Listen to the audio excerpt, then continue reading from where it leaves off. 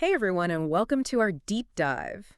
Today we are exploring this book by Ella Nuna called The Crossroads of Should and Must. Oh, yeah. And it's really interesting because it goes so much deeper than just, find your dream job. It Yeah. gets into all the reasons that we end up living somebody else's life. Yeah, it's not just another, fluffy self-help book, is it? Right. It really kind of digs into, the psychology of it. Exactly. It's like, why are we doing the things that we're doing? And it even gets into, Eluna's own story of quitting her job at IDEO. Mm-hmm. And I think a lot of people heard about this book because it went viral, didn't it? Yeah, it did. It really resonated, I think, with a lot of people. I think a lot of us have that feeling that we're on the wrong path, but we don't really know how to get to the right one. Yeah, and she actually had this recurring dream about a white room. Really? Yeah, so that's kind of what led her to make this big change. And it's not about, midlife crisis or anything like that. It's about really uncovering those deep desires, which she calls musts. Yeah, and that's really, I guess, the crux of the whole thing is,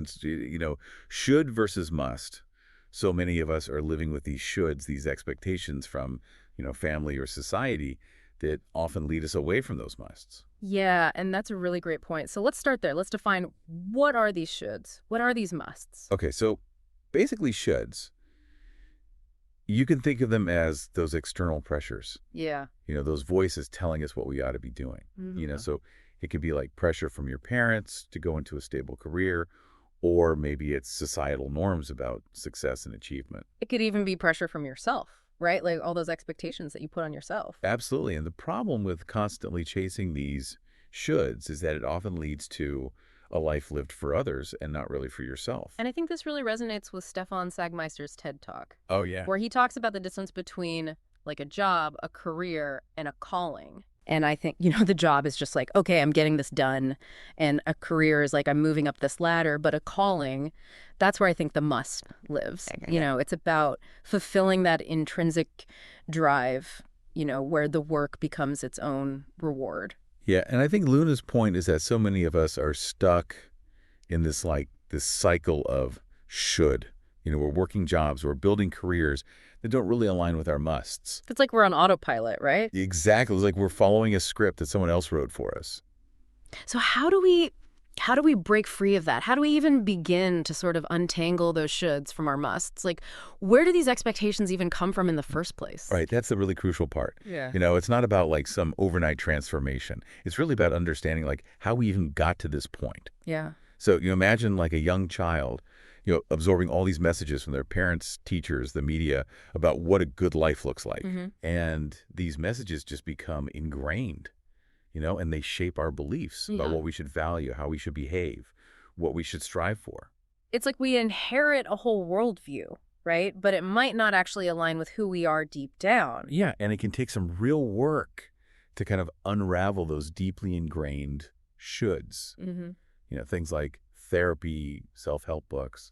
Those can be incredibly valuable tools. And I think it's important to remember that there's no shame in seeking support to figure this stuff out. Absolutely. And Luna actually offers some great exercises in the book to kind of get us started. Oh, really? Yeah, one is simply listing out your shoulds, those things you feel pressured to do, and then kind of reflecting on where they came from. Mm. So, were you told you should go to college, get married by a certain age, prioritize financial stability over everything else? Yeah, and I love that Luna doesn't just shy away from the emotional side of this too. It's not just a logical process. It's about acknowledging the fear, the guilt, the uncertainty that often comes with confronting those shoulds.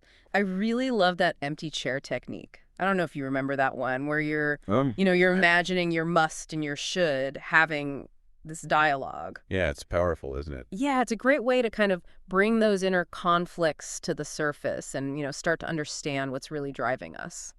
And what's interesting is that, as we start to kind of unpack those shoulds, we often find that our musts are kind of waiting right there beneath the surface. Like they've been there all along? Yeah, just waiting for us to give them permission to emerge. So what happens when we do give ourselves that permission? What does it look like to actually embrace the journey to must? So what happens when we do give ourselves that permission? What does it look like to actually embrace the journey to must? Well, I think it's important to remember that this isn't about achieving some end goal or reaching a specific destination.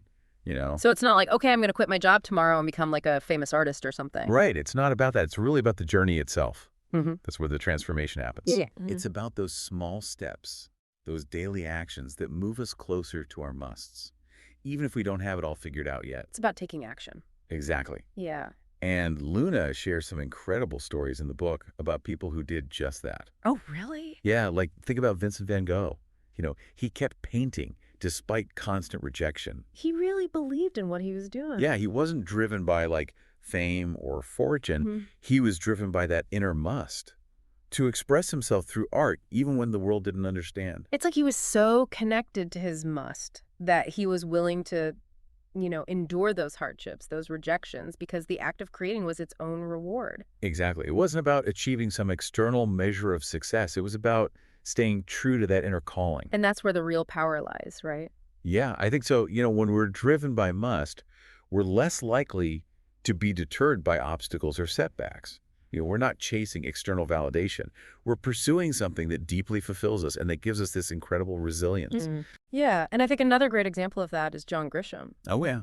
He was a lawyer by day, but he was waking up at 5 a.m. every day to write. Wow. And he faced tons of rejections from publishers, but his must was so strong he just kept going. And that persistence paid off, didn't it? It's a great example of how even when we have other commitments, other responsibilities, we can still carve out space for our musts. It's about prioritizing those things that light us up inside, even if it means making sacrifices or adjusting our schedule. Absolutely. It's really about, taking ownership, right? And saying, okay, I'm committed to this. I'm going to find a way to make it happen. Yeah, and it might not be easy. It might require some creative problem solving. But when we're truly aligned with our musts, we find a way. And sometimes those creative solutions lead to some pretty unexpected breakthroughs. Oh, yeah, for sure. Like, remember the story of the Airbnb founders? Of course. Yeah. They were really struggling to get their business off the ground, so they came up with this crazy idea to sell cereal boxes during the Democratic National Convention just to, keep their dream alive. Talk about thinking outside the box, right? Yeah, it's such a great example of how embracing our musts can lead to unconventional thinking outside the box solution. They weren't afraid to try something different, something quirky, and it ended up being a turning point for their company. Yeah, they followed their intuition, and it really paid off. And I think that's a crucial takeaway, isn't it?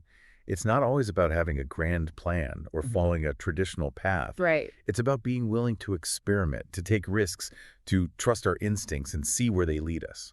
Yeah, speaking of which, I think, play is such an important part of this whole process. Absolutely. It's about approaching our musts with a sense of curiosity and playfulness. Right. Allowing ourselves to explore different possibilities without judgment. Yeah, like letting go of those rigid rules and expectations and simply allowing ourselves to have fun, to be creative, to see what emerges. Luna talks about using unconventional tools like spices from your kitchen to create art or, writing with your left hand if you're right-handed. I love that. It's about shaking things up, breaking free from those habitual patterns and seeing the world with fresh eyes. And sometimes those playful experiments lead to the most profound discoveries. Mm-hmm. It's in those moments of letting go, of allowing ourselves to be surprised that our musts can truly come alive. It's about being open to those unexpected moments of inspiration. Exactly. And I think that brings us to another important element, which is solitude. Yeah. How does that play into the journey to must? Well, I think solitude is crucial because it allows us to quiet the external noise, all those shoulds and expectations that are constantly bombarding us.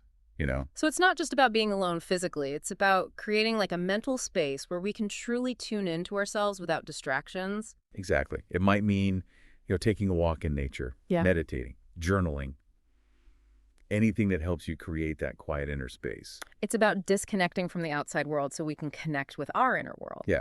And it's in those moments of solitude that we can often access our deepest desires. Yeah. Those things that we might be afraid to admit to ourselves or others. And that's where the real magic happens, right? I think so. It's when we create that space for self-reflection, for honest introspection.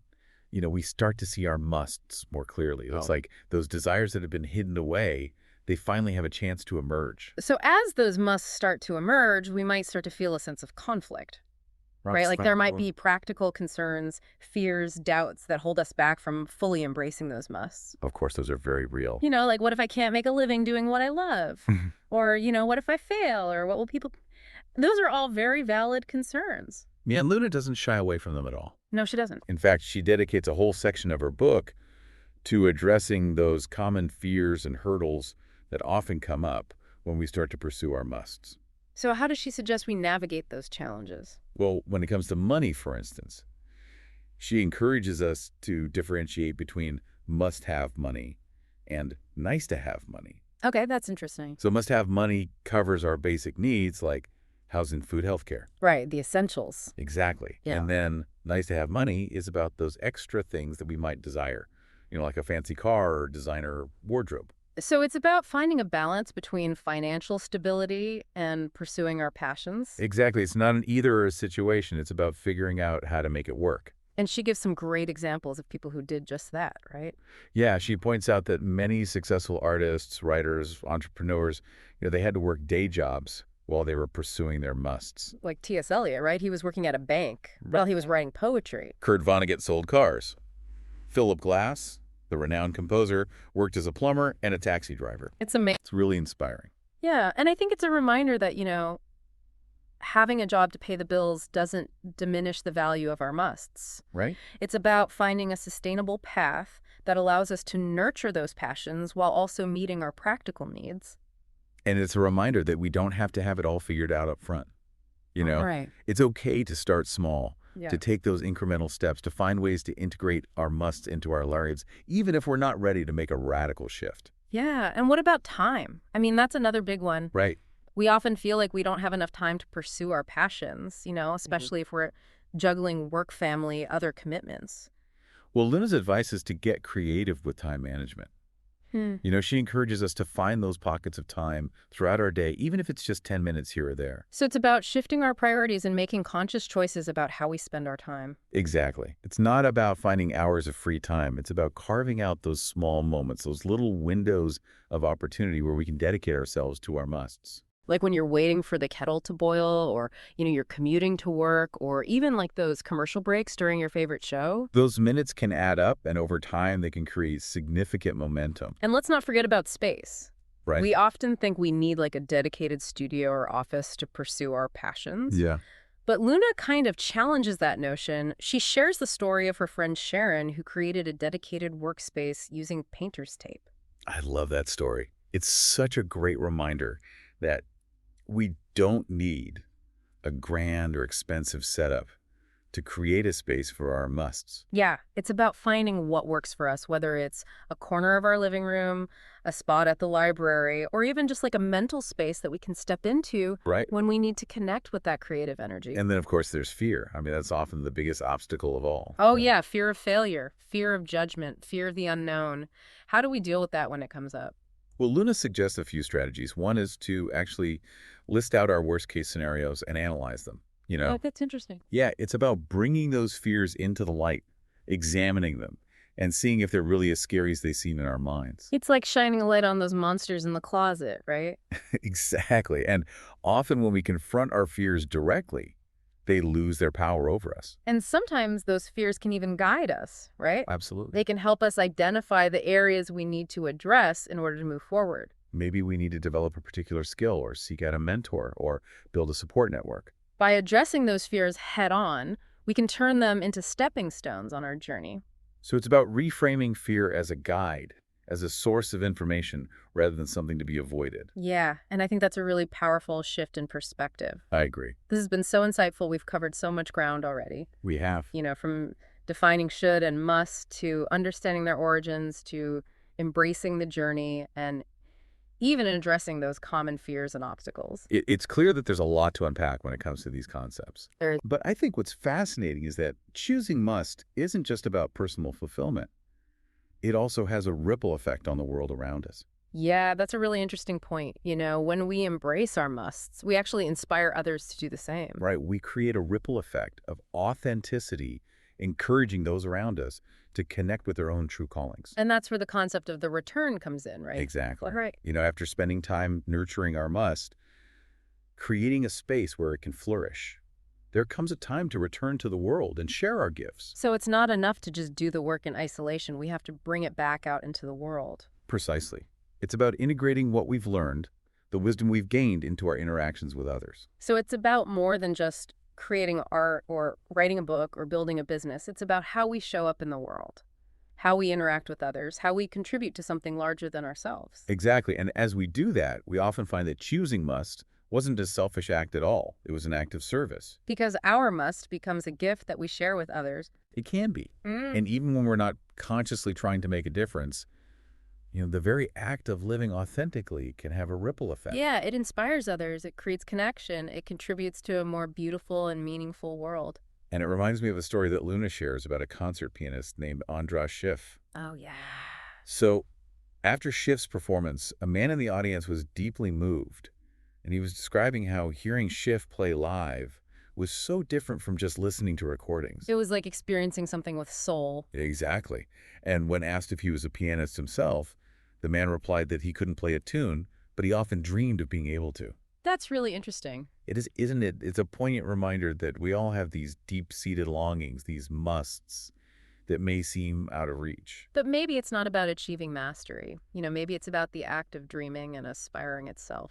And perhaps simply appreciating the mastery of others can ignite a spark within us, inspiring us to pursue our own musts, even in small ways. Yeah, it's like that saying, you don't have to be a chef to enjoy a delicious meal. Exactly. We can all find joy and fulfillment in experiencing the fruits of someone else's passion and dedication.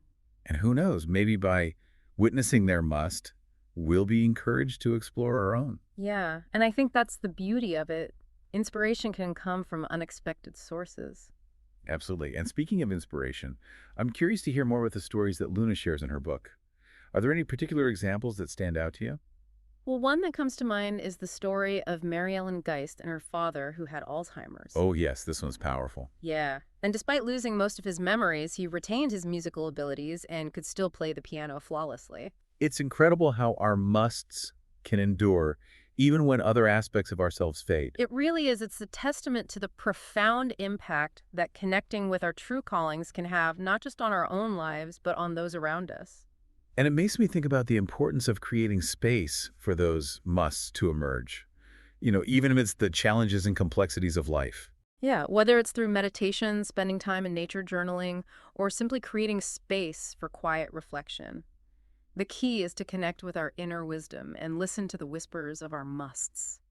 So it's not just about grand gestures. It's about those daily practices that help us stay connected to our true selves. And as we do that, we might be surprised by the insights and inspirations that emerge. Right. Sometimes those insights might even lead us to make significant life changes. Like Luna herself quitting her job to pursue her artistic passions. Or like Nipun Mehta, a successful entrepreneur who felt a deep calling to go on a pilgrimage to India. He sold his company and embarked on a 3-month walking journey with his wife, immersing themselves in the generosity of strangers and the beauty of the natural world. Wow, it's a reminder that sometimes our must calls us to step outside of our comfort zones and embrace the unknown. And when we do, we open ourselves to new possibilities and profound transformations. It's not always easy, but it's often in those moments of discomfort and uncertainty that we discover our greatest strength and resilience. It sounds like choosing must isn't a one-time decision, it's an ongoing process. Exactly. It's about continuous growth and evolution. It's about embracing the uncertainty, trusting our intuition, and taking those small, consistent steps that lead us closer to our authentic selves. And as we do that, we not only enrich our own lives, but we contribute to a more vibrant and fulfilling world. It's a beautiful reminder that we're all interconnected, and our individual journeys have the power to make a difference. This has been such a rich and thought-provoking conversation. We've covered so much ground, from the origins of should and must, to the power of embracing our true callings, to the ripple effect of living authentically. It's been a pleasure exploring these ideas with you, and I think Luna's book offers a powerful framework for navigating the complexities of life and finding a path that aligns with our deepest desires and values. I couldn't agree more. And for our listeners who are eager to dive even deeper into these concepts, we'll be back after a short break to wrap things up and leave you with some inspiring takeaways. Welcome back to the Deep Dive. As we've been talking about Luna's book, The Crossroads of Should and Must, I've been thinking about, those moments in life where something just clicks. You're like, yeah, I'm on the right track. Those aha moments can be so powerful. They are. It's like suddenly, you have this clarity. Yeah, and sometimes it's not even like a big dramatic shift. It's just like the subtle feeling of alignment. Mm-hmm. You're just like, okay, this feels right. This feels like my must. It's like coming home. Yeah, exactly. And that brings us to Luna's concluding message, which is really a call to action. Hmm. She emphasizes that choosing must is an ongoing process, and Hmm. it's a journey of, continuous exploration and growth. It's about embracing the unknown, Mhm. trusting that the path will unfold as we go. Yeah, letting go of that need for certainty Right. Being comfortable with not having all the answers. and just trusting our intuition. And she leaves us with this thought-provoking question from Nipun Mehta. Oh, yeah. He asks, have you ever thought of something and then just known it had to happen? Ooh, I like that. It's a powerful question. It is. It's like that moment when an idea takes hold of you Yeah. and you just can't shake And you're it. like, I have to do this, Yeah, you just know. even if you don't know how. Yeah, exactly. And that's the beauty of it. We don't have to have it all figured out. We don't. We just have to be willing to take that first step to follow that thread of inspiration and trust that the path will reveal itself along the way. So as we wrap up our deep dive into the crossroads of should and must, I'd love to hear your final thoughts. What key takeaways would you leave our listeners with? Well, I think one of the most important things is that choosing must is not about achieving perfection or having all the answers. Hmm. It's about embarking on this journey of self-discovery, Yeah. embracing the challenges and trusting that each step will lead us closer to our authentic selves. And that it's an ongoing process, right? It's not like a one-time decision. Exactly. We're constantly evolving. Our musts might evolve too, and that's okay. And I love what you said earlier about staying curious and open to new possibilities, Yeah. because I think that's really key, and also remembering that we're not alone on this journey. We have each other. Yeah. We have the wisdom of those who have gone before us, and we have the support of the universe itself. Beautifully said. And as we embrace our musts and live with intentionality, Hmm. we not only enrich our own lives, Right. but we contribute to a more vibrant and fulfilling world for everyone. Total win-win. It is. So to our listeners, I encourage you to really reflect on that question from Nipun Mehta. Have you ever thought of something and then just known it had to happen? What is that thing for you? Yeah. What's your must? What is that thing that you know has to happen in your life? What is that must that's been whispering to you, waiting to be embraced? And remember, it's never too late to start every day is a new opportunity to choose must, to take a step towards your true calling, and to create a life that aligns with your deepest desires and values. Thank you so much for joining us on this deep dive into the crossroads of should and must. Keep exploring, keep dreaming, and keep choosing must. Your journey awaits.